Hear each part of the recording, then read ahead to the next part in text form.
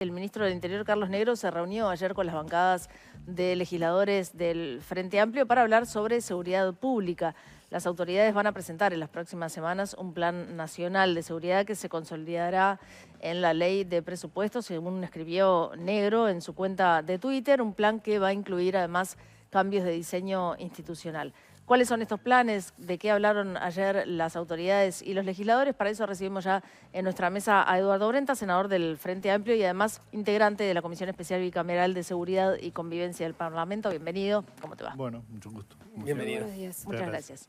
Bueno, estuvieron un rato largo reunidos ayer con Carlos Negro. Más de lo previsto. ¿Más de lo previsto? Sí, sí, ¿Por más qué? de lo previsto, porque el ministro tenía un compromiso y en realidad se quedó una hora más prácticamente de lo que estaba previsto y había estado además en la mañana acompañando lamentablemente a la familia del agente fallecido, con el cual obviamente nos solidarizamos en una situación realmente muy difícil para la familia y bueno, para el conjunto de la fuerza, ¿no?, policial.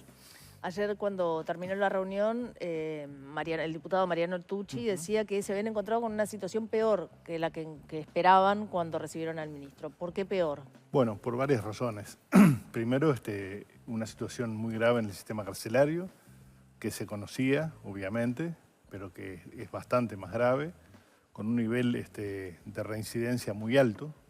El ministro planteaba que normalmente en 3 años el 50% de las personas liberadas vuelve a reincidir, por lo cual tenemos hoy un nivel de personas en situación de prisión de más de 16.000 personas, lo cual es una situación récord, digamos. Creo que estamos entre los 10 países del mundo con mayor nivel de personas presas por habitante, con una situación del punto de vista del armamento, equipamiento, tecnología, etcétera, que no es acorde a la demanda de la realidad actual, con la aparición de una serie de delitos nuevos que cambian el panorama respecto a lo que fueron gestiones anteriores, el tema de las estafas, el tema de este tipo de robo que le denominan piraña, digamos, sobre lo cual implica respuestas diferentes a problemas nuevos, ¿no?, que van surgiendo, el tema de las extorsiones que han habido también.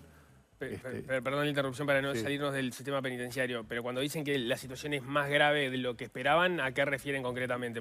Porque el tema de la reincidencia en realidad son estudios que se hicieron de parte del Ministerio del Interior en el periodo pasado, eran públicos y de hecho parte del diagnóstico y las políticas a seguir del libro blanco fueron desarrollados precisamente en el periodo de gobierno y se tomó y se incorporó a esta gestión a quien realizó el informe técnico, Ana Viña. El ministro aclaró que suscribía totalmente ese libro blanco y bueno, la persona que lo redactó está incorporada al equipo, pero la situación del punto de vista de las condiciones, me refiero, eran aún peores de las que él por lo menos preveía o de alguna manera percibía, ¿no? De las condiciones edilicias. Edilicias, de las condiciones de vida dentro de la cárcel, etcétera.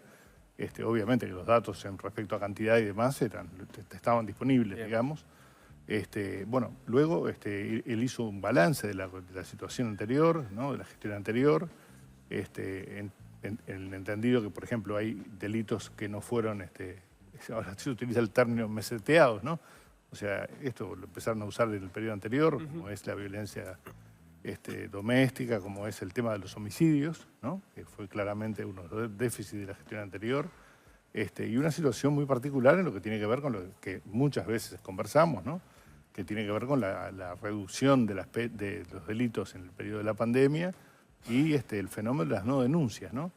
Una de las medidas que adelantó el ministro es la incorporación de personas, de becarios nuevamente, para atender las denuncias en las comisarías, en el entendido que hay una suerte de no denuncia, digamos, o sea, la gente no denuncia una cantidad de delitos, en el entendido que esto no va a traer ninguna consecuencia. Bueno, la idea es actuar con transparencia en esto.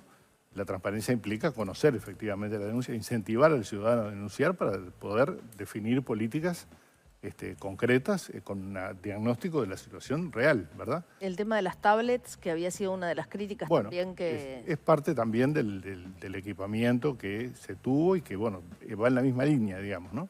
Pero sobre todo el trato a la persona que va a denunciar y una señal hacia la ciudadanía de que efectivamente hay que denunciar para que la policía conozca los hechos y pueda actuar en función de datos que son reales, ¿no? Esta es parte de una visión diferente, creo yo, de lo que es los resultados de la gestión anterior, ¿no? Pero estoy entendiendo mal, o tú afirmás que el gobierno anterior lo que hizo fue desalentar en la ciudadanía el hecho de ir a denunciar. Yo creo que de hecho se produjo eso, ¿no? ¿Pero eso fue una intención del gobierno? Bueno, el hecho de retirar los becarios, por ejemplo, claramente desestimuló las denuncias. No es lo mismo, creo que capaz que todos pasamos por eso, ¿no?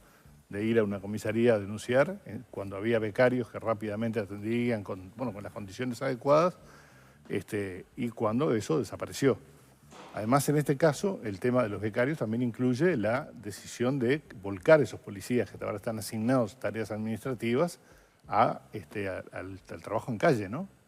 Tratando de impulsar, como se están haciendo ya, ¿no? Operativos de saturación en zonas complejas, e incorporando tecnología también.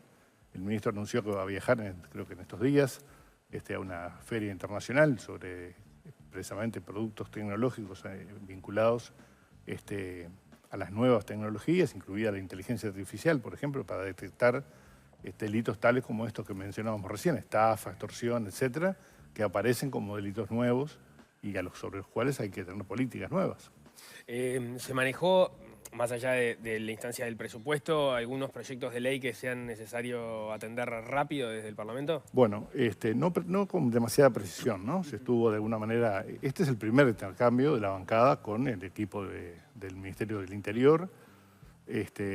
No hay evidentemente preocupación por los temas de lavado de activos, por ejemplo, ¿no? Esto va en la misma línea, ¿no? Línea de transparencia, digamos. En ese sentido, anunciaron que están comenzando a trabajar con la Senaclaf, donde yo diría que esto corre por mi cuenta, ¿no? En la gestión anterior no hubo nada en materia de por ejemplo, delitos que fueran constatados respecto al lavado de activos.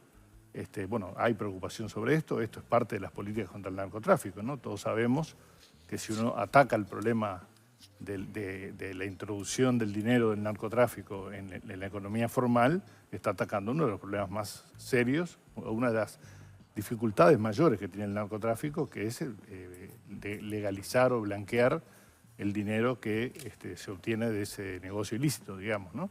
Entonces, también hay ahí un área de potenciación de todo lo que tiene que ver con las políticas antilavado. Esto me parece que también es acentuar, digamos, cosas que conocemos, pero sobre las que hay que trabajar. Y también él manifestó, y esto creo que lo ha venido diciendo públicamente, un cambio también en lo que tiene que ver con el fenómeno del narcotráfico, ¿no? Pasando de ser un país de tránsito a un país de acopio, ¿no? Esto es un elemento importante, ¿no? Es droga que viene mucha por la hidrovía, digamos, de la zona, transita por Rosario, digamos, y se introduce en el Uruguay. Y en realidad, buena parte de lo que a veces visualizamos como enfrentamientos o lucha de determinadas bandas por el control del territorio, en realidad a veces es por el control de la custodia de esos cargamentos que luego son enviados al exterior, ¿no? Entonces, ahí la cuestión está en la demostración del poder de fuego, digamos, de esas organizaciones delictivas para ver si consiguen ese negocio, digamos, de ser los custodios de esos cargamentos que luego salen al exterior y que, como todos sabemos, además, más allá de que se logre detener una cantidad importante, a veces uno justifica la pérdida de una cantidad muy importante de cargamentos, ¿no? Ahí tengo valores. un par de preguntas sobre los cargamentos y sobre lo que pasa en el puerto. Si el ministro dio alguna información o dijo qué va a hacer o si va a si se van a empezar a controlar los contenedores, si se van a usar más escáneres, en fin, si se va a hacer algo con eso concretamente, más allá de las cosas más chicas como atacar las bocas y todo eso. Y lo otro es que él dijo ayer en la reunión, según publicó hoy El Observador, que se había equivocado cuando había dicho esto de que la guerra contra el narcotráfico estaba perdida. ¿Cuál fue la explicación que les dio? No, en realidad lo que él manifestó es que la comunicación pública de ese tema, dicho de esa forma, y sobre todo tomado como fue tomado, ¿no? Porque en realidad, tomado fuera de contexto, digamos, indica o da una sensación que es lo que se quiso transmitir desde la oposición, ¿no? una sensación del ministro entregado, digamos, de hecho, antes de empezar. En realidad el ministro lo que dijo es algo que está reconocido a nivel internacional, ¿no? No hay ningún misterio en saber que esta batalla es una batalla perdida, porque en realidad nadie ha logrado derrotar al narcotráfico, ¿verdad? Ni los países centrales, ni el propio Estados Unidos, ¿no? Que tiene una problemática extremadamente compleja. Entonces, aquí habría que ir mucho más a fondo, ¿no? Respecto a este tema, pero en realidad él no autocuestionó, por decirlo de alguna manera, el fondo del asunto, donde efectivamente yo he escuchado a muchos colegas de ustedes, ¿no? Que reconocen este fenómeno porque claramente es así, pero sí en la comunicación pública. Fue eso simplemente, y cómo de alguna manera mejorar la comunicación pública a los efectos de que algunas cosas que son claramente verdades, bueno, hay que ponerlas sobre la mesa. Él reconoció que entre comillas, error cometido, que abrió un debate de fondo, ¿no? El debate de fondo es cómo enfrentamos este tema del narcotráfico más allá de las medidas puntuales. Claramente no se arregla tapiando bocas ni poniendo exclusivamente escáner, ¿no? Hay un tema más de fondo, más allá de que todas esas medidas son necesarias, evidentemente. ¿Y el tema más de fondo cuál sería? Bueno, el tema más de fondo son opiniones personales, ¿no? Yo creo que esta batalla, efectivamente, en esto yo comparto mucho lo que ha expresado Radío, ¿no? A lo largo de muchos años, en su gestión como secretario nacional de drogas, en el sentido de que el prohibicionismo ha fracasado en el mundo, ¿no? Y tenemos 100 años, 150 años de prohibicionismo, y en realidad la humanidad ha utilizado drogas siempre, y lo que ha resultado del prohibicionismo es el narcotráfico. Entonces habría que ir a una discusión que no es una discusión nacional, ¿no? Es una discusión de escala planetaria, diría yo. ¿Pero está planteado esa discusión o es simplemente...? Está planteada en el mundo, ¿no? Claro, pero efectivamente... Bueno, nosotros no lo podemos hacer solos, eso está claro, ¿no? O sea, evidentemente habría que ir a otro tipo de análisis. Además, estamos frente a un negocio, ¿no? Claramente. O sea, acá no hay nadie trafica droga por una cuestión de benefactora, digamos, ¿no? Claramente hay detrás de esto un gran negocio para lo cual, para muchos, es importante que se mantenga este tipo de situación de prohibición, porque en realidad cualquier legalización atenta contra el negocio. Cambiamos de tema, ¿les parece? Sí, claro. Otro de los asuntos que tienen en el Parlamento es la votación de las veñas, y en ese sentido la semana pasada el exdirector de la Policía Nacional, Mario Lallera, concurrió a la Comisión de Asuntos Administrativos del Senado, justamente para tramitar su veña para asumir como secretario de Inteligencia Estratégica del Estado. Luego de eso, algunos legisladores de la oposición solicitaron tiempo para aprobar su nombre porque quieren identificar cuál es la situación procesal de Lallera, porque se entiende que estuvo investigado por el caso de la fuga de Rocco Moravito y el traslado de González Valencia, el narco mexicano. ¿Cómo viene esa negociación con la oposición? ¿Qué es lo que va a hacer el Frente en relación a eso? Bueno, nosotros, toda la negociación es conocida, ¿no? Hemos hecho una propuesta de cargos a la oposición que ha sido prácticamente una propuesta espejo con la que en su momento hizo el presidente de la calle. Luego se agregaron algunos cargos más, pero en realidad la propuesta ha sido una propuesta espejo. Y nuestra intención, mañana vamos a votar todas las veñas de los vicepresidentes de los organismos y estamos a la espera de la definición de ellos respecto a la distribución de los cargos al interior de la coalición republicana, digamos. No tenemos en nuestra bancada ninguna objeción sobre la situación de Lallera. Tenemos claro eso y vamos a ir adelante con la... O sea, van a seguir adelante con la decisión. La oposición eventualmente no la votará y empezará a correr el plazo de los 60 días que son necesarios recorrer para una votación por mayoría simple. Veremos la información que llega y veremos qué hace la oposición, porque esto es un acuerdo político, ¿no? Un acuerdo político en el cual se acordaron una cantidad de cargos y la idea original era votar todo junto, ¿no? Bueno, no se pudo hacer todo eso, nosotros estamos obligados tenemos que instalar el gobierno, por lo tanto vamos a ir fuimos por los presidentes, ahora vamos por los vicepresidentes y esperamos la semana próxima votar todas las veñas, incluyendo las de la oposición. ¿Y si no se vota la de Lallera, y bueno, se retira algún cargo? ¿Perdón? ¿Se retira algún cargo o dejan correr el plazo? No, dejaremos correr el plazo, pero yo creo que se va a votar lo de la ayer. No se rompe el acuerdo político del cargo con la oposición por esta... No se rompe, y yo creo que la oposición va a votar, por lo menos por lo que he escuchado, más allá de algún legislador, la gran mayoría no ha planteado objeciones. ¿La respuesta no ha llegado todavía o sí? No, que yo sepa no. Bien. El otro tema en discusión en estos días tiene que ver con el caso Besosi. Bueno, veíamos hace unos minutos el planteo de Botana a la propia fiscal de corte para que se analice la situación de la fiscal de Soriano, Estela Alciaturi, vinculada a sus planteos. Veía a sus planteos en redes sociales, las publicaciones que habría realizado hace algunos años. Veía que usted salió críticamente contra Botana en relación a este movimiento. ¿Por qué?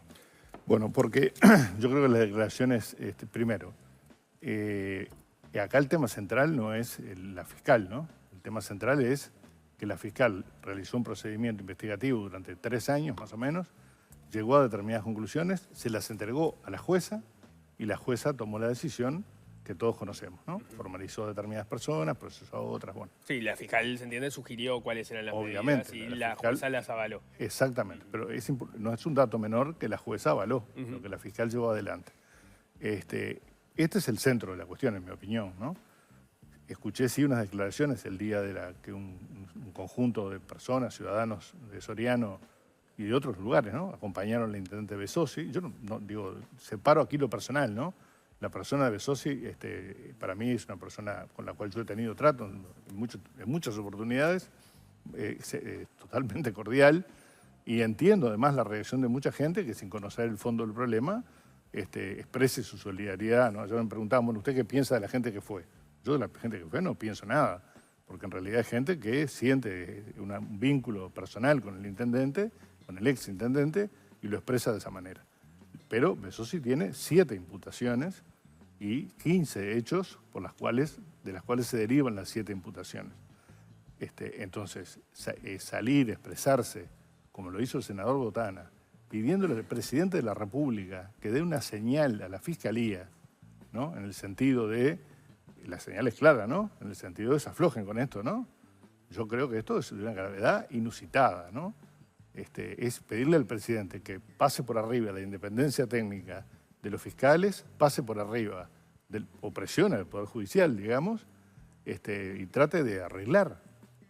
Yo realmente me sorprende mucho que un senador que va por su 3er periodo entienda que el presidente debe presionar a la justicia misma y a la fiscalía concretamente, y le pide, onda, arréglelo esto, ¿no? Me parece que estamos en un país serio, con instituciones serias, que uno tiene el derecho de cuestionar los fallos, ¿no? O sea, no coincidir con el fallo que emite la justicia, pero otra cosa es pedirle nada menos que al presidente que ejerza presión en una suerte de amenaza. Me parece una cosa que francamente nunca escuché, una cosa de este volumen. Creo que las hizo en el marco también de un contexto un poco de mucha excitación, digamos, pero estamos ante un hecho grave que hay gente que considera que es más grave que la situación de Artigas, ¿no? La expresión, por las dudas, que me imagino a la que se refiere, es cuando señaló que el presidente tiene que cuidar que no se use la institucionalidad que hoy gobierna para atropellar a los ciudadanos, tiene que dar el mensaje a eso. Sí, y dijo además, él sabe lo que tiene que hacer, ¿no? Él sabe, esto es una cosa que arreglamos en el boliche, digamos, ¿no? No arreglamos en el boliche esto se arregla en los juzgados, ¿no? Cuando planteas que es una situación más grave, que podría ser más grave de lo de Artigas, ¿por qué lo decís? Pues lo de Artigas es una condena, un delito... No, de confirmarse, me refiero, Sí. Los delitos que se le imputan al ex intendente Besosi, estamos hablando de 7 delitos, entre los cuales hay cohecho, bueno, no recuerdo ahora el listado, peculado, etcétera, o sea, son delitos graves, ¿no?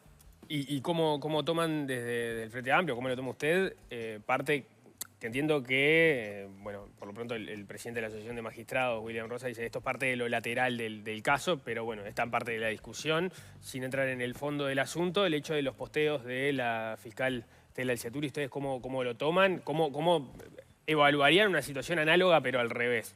Un error, totalmente. El mismo error que cometió la fiscal Fossati cuando se fue de la Fiscalía y el otro día anunció su ingreso al Partido Nacional. Un error, me parece que no corresponde. Hoy escuché unas declaraciones, o ayer creo, de la fiscal diciendo que no había posteado eso, por lo tanto, si lo sostiene, veremos de dónde salió esa información, porque lo que no puede, en mi opinión, no puede suceder es que el tema central sea si postea o no. El tema central es si lo que la fiscal afirmó y le informó a la jueza, ¿no? Y le proveyó la información para que la jueza tomara la decisión, ¿es correcto o incorrecto? Lo que pasa es que desde la posición de Faúndez, ¿no?, y la defensa de Besosi, se plantea que hubo un principio que debe ser rector de la Fiscalía y de los técnicos y profesionales que allí trabajan, que es el principio de la imparcialidad, que quedó demostrado que a priori no se cumplió. ¿Cómo afecta esto entonces al caso? Bueno, yo no soy abogado, ¿no? Pero lo que entiendo es que la jueza recibió un conjunto de pruebas, capturas de WhatsApp, llamadas telefónicas,